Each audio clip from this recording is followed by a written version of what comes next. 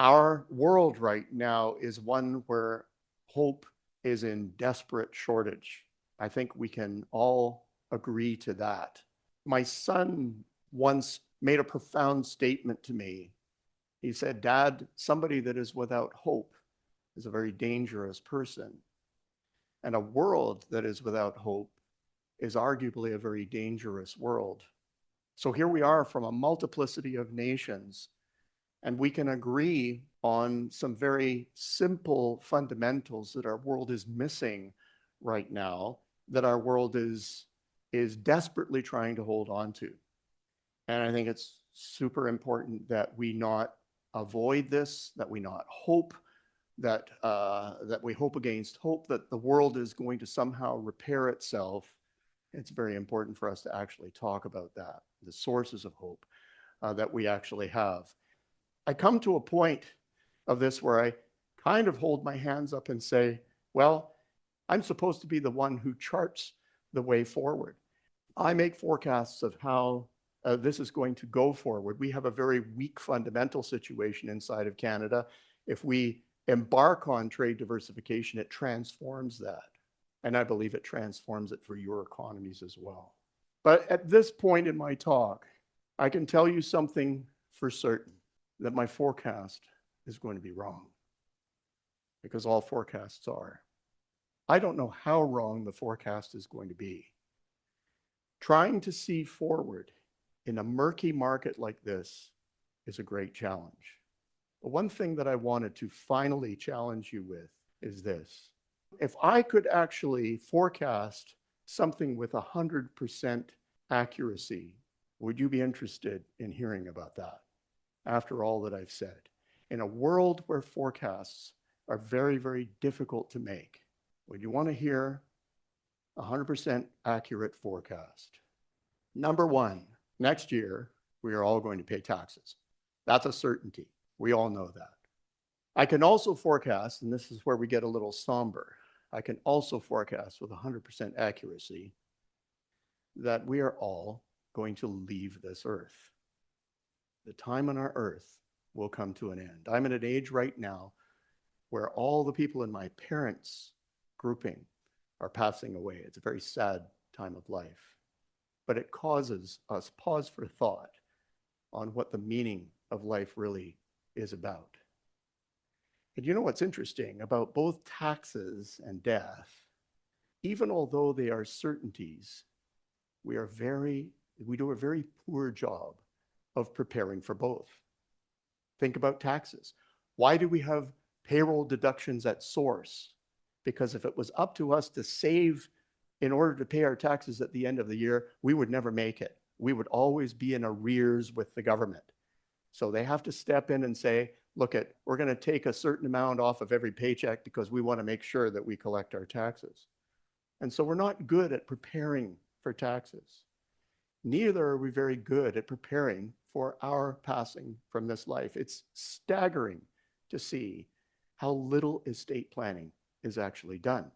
In practical terms, we know we're going to leave everything on this earth behind. So why do we not actually sit down and figure out what we're going to do with that? Why do I raise that? I was confronted at the ripe old age of 17 with my own mortality. I had chosen to live in a particular way that was very destructive. I made some very foolish decisions. When I started reaping the consequences of those very foolish decisions, I came to a point where I wasn't very interested in living anymore. That's a devastating moment for a 17-year-old to come to. And pardon the pun, but I was deadly serious about my view. That's how miserable I was. Well, I thought, if that's how desperate things have become in my own life, I at least need to think very hard about the meaning of life and if there's another path that I could walk on. And this is when I was confronted in my own life with what I will call the bizarre claims of Christianity. I realized that I was offside with the God who made all that is. This God came to this earth in the person of Jesus Christ.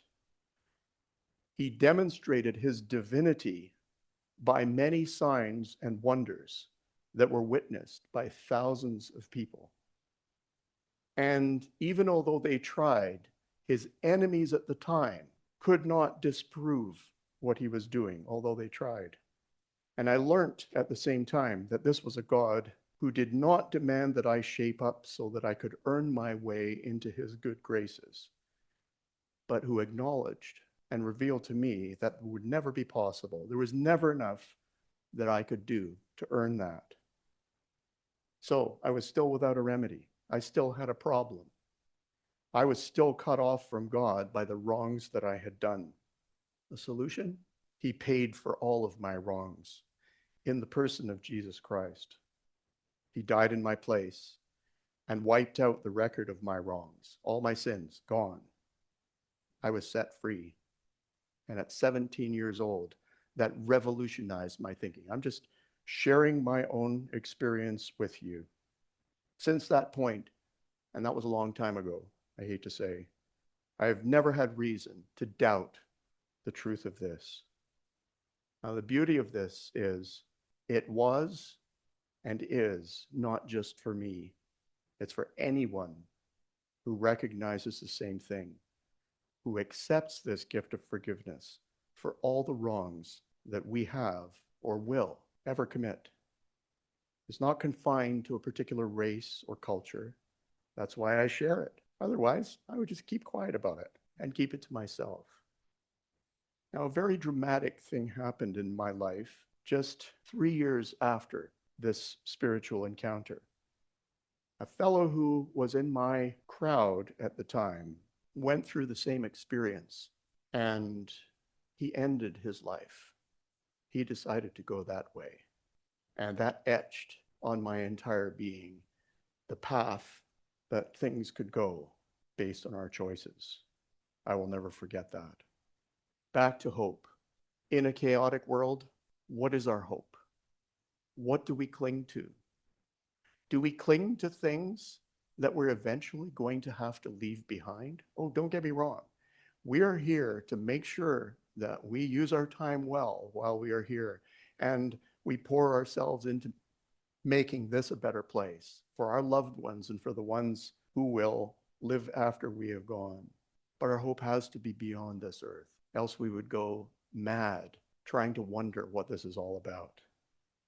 Well, I want to leave you with a well-known ancient song that overflows with spiritual truth.